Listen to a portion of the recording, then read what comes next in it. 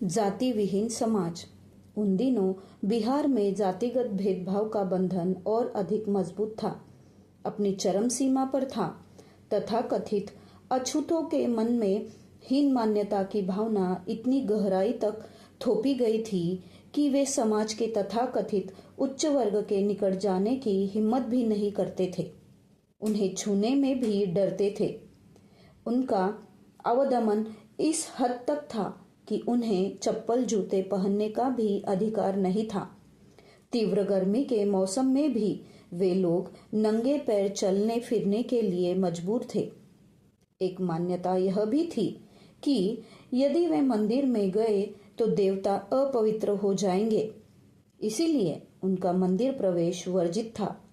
जातिगत बंधनों का कठोरता से पालन किया जाता था।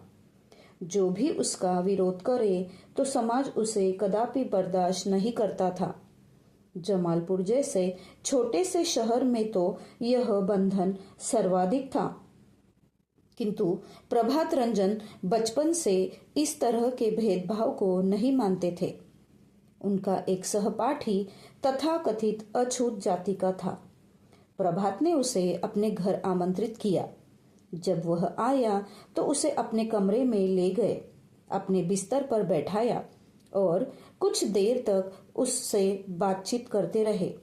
उसके जाने के बाद माँ आभा रानी ने अपने सुपुत्र के व्यवहार को सामाजिक रूप से अनुचित ठहराया और अपनी नाराजगी व्यक्त की। क्रोधित होकर वे भड़क उठी, कहने लगी, बुबू, तुमने जो किया वह हमारे सामाजिक रीति रिवाज के विरुद्ध है और मुझे बिल्कुल अस्वीकार्य है। उसको घर में प्रवेश देकर तुमने कमरे की पवित्रता को नष्ट किया है। उसके द्वारा स्पर्श की गई कमरे की हर चीज को शुद्ध करना होगा। फिर उन्होंने बिस्तर की चादर और तकिए का खोल निकाला और उन्हें धोने लगी। प्रभात रंजन ने कुछ नहीं कहा, चुपचाप देखते रहे।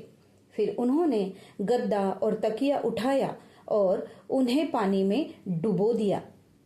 तुम यह क्या कर रहे हो? आभा रानी चिल्लाई।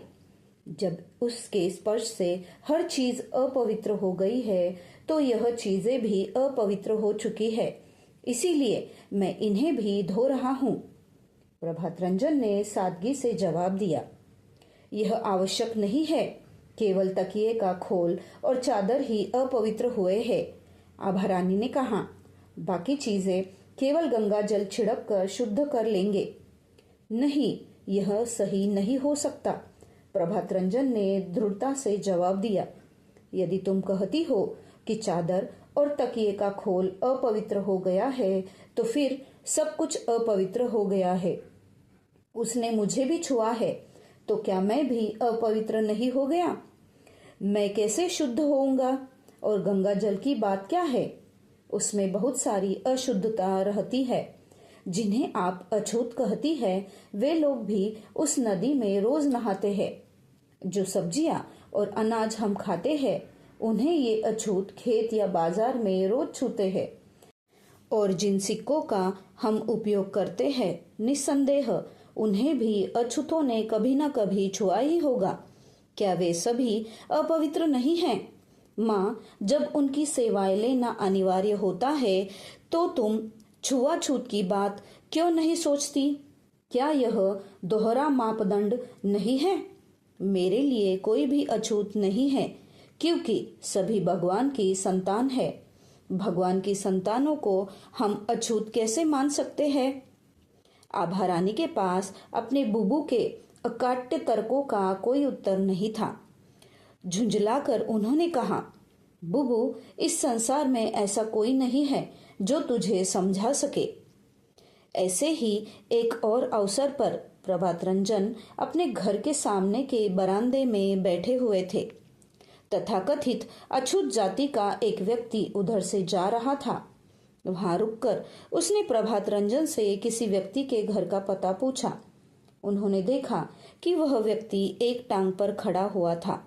उन्होंने कहा, मैंने उन्हें कुछ देर पहले बाजार की ओर जाते हुए देखा है।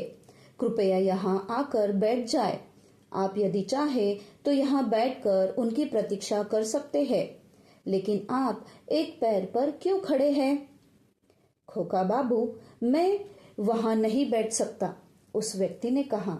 यह एक सर्वमान्य नियम है कि जब किसी उच्च जाति के व्यक्ति के घर कोई निम्न जाति का व्यक्ति जाता है तो उसे इसी तरह खड़े रहना पड़ता है।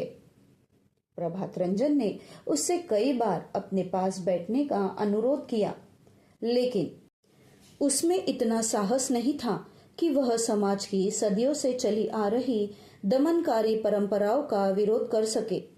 सदियों पुरानी हीन मान्यता का बोध उन लोगों के मन में जड़ जमा चुका था। दरअसल तथाकथित निम्न जाति के लोग सदियों से अपमानित और तिरस्कृत जीवन जीने के अभ्यस्त हो गए हैं। दुर्भाग्य से अपनी दुर्दशा को उन्होंने अपना तकदीर मान लिया है। प्रभात रंजन जानता था कि हीन मान्यता की मानसिकता उन लोगों के व्यक्तित्व का अभिन्न हिस्सा बन चुकी थी और किसी भी तरह का प्रोत्साहन उस भावना को दूर नहीं कर सकता था। उस दिन अछूतों की दुर्दशा के बारे में गंभीरतापूर्वक सोचते हुए प्रभात रंजन ने संकल्प लिया, एक दिन मैं जातिगत भेदभाव के अभिशाप और सामाजिक कुरीतियों का नामो निशान इस धरती से मिटा दूंगा और एक ऐसे समाज की स्थापना करूंगा जहां कोई भी व्यक्ति समाज द्वारा थोपी गई हीन भावना से पीड़ित नहीं रहेगा, जहां हर एक मनुष्य सम्मानपूर्वक पूरी गरिमा के साथ अपना जीवन व्यतीत कर सकेगा।